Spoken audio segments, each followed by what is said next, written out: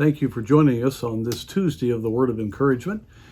And today we're going to look at Acts chapter 13.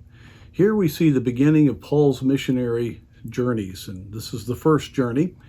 And they've been traveling for a little while. They're now in Asia Minor. This is modern-day Turkey. And they come to Antioch of Pisidia. And there the Apostle Paul is invited to speak, and he preaches a full message. We have a great deal of the details in this passage here.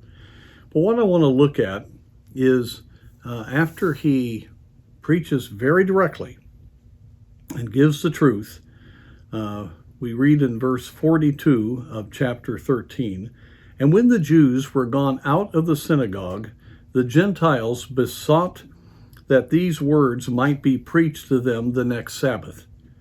Now when the congregation was broken up, many of the Jews and religious proselytes followed Paul and Barnabas, who speaking to them persuaded them to continue in the grace of God."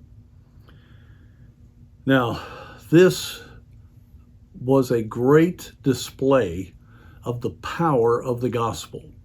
You have several different groups here. You have the Jewish leaders. You have Gentiles who came in that are a part of the culture there. You had proselytes that were following the Jewish background. And you find in all of these people who turned to the Lord through this one message of the Apostle Paul. In fact, they were able to disciple them to continue in the grace of God. And then, as they spoke again, the Apostle Paul spoke to the Gentiles that he was going to turn his ministry toward the Gentiles, and they were glad. And all of this caused the Jews to rise up, and he had to leave the city. But he left a solid group of believers. And this group, I think, really represents what we face today. We have, of course, the regular Greek-Roman type of culture around us, our American culture that is now very secular and very pagan. You have religious people like the Jews and the people that are seekers. You have many different layers of folks. But when the gospel goes forth directly, and when the power of God is upon those that are proclaiming the gospel, all of these groups are affected.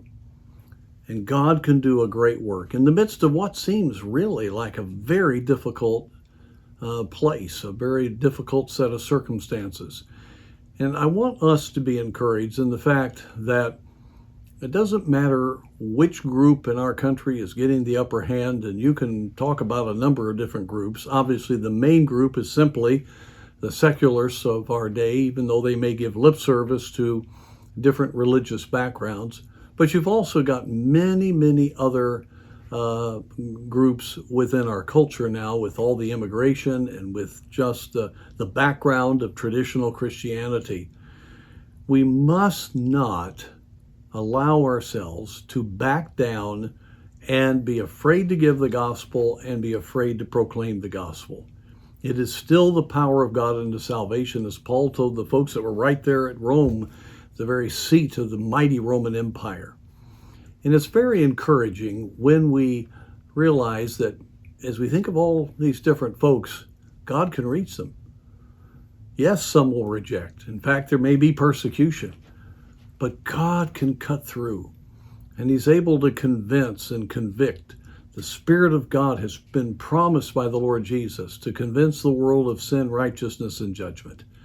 And so we need to rise up in our spirit and believe God and pray for God to work, and to really believe that God can reach all the different groups around us, and that we must not be intimidated, but the light of the gospel should shine forth from our lives and from our churches.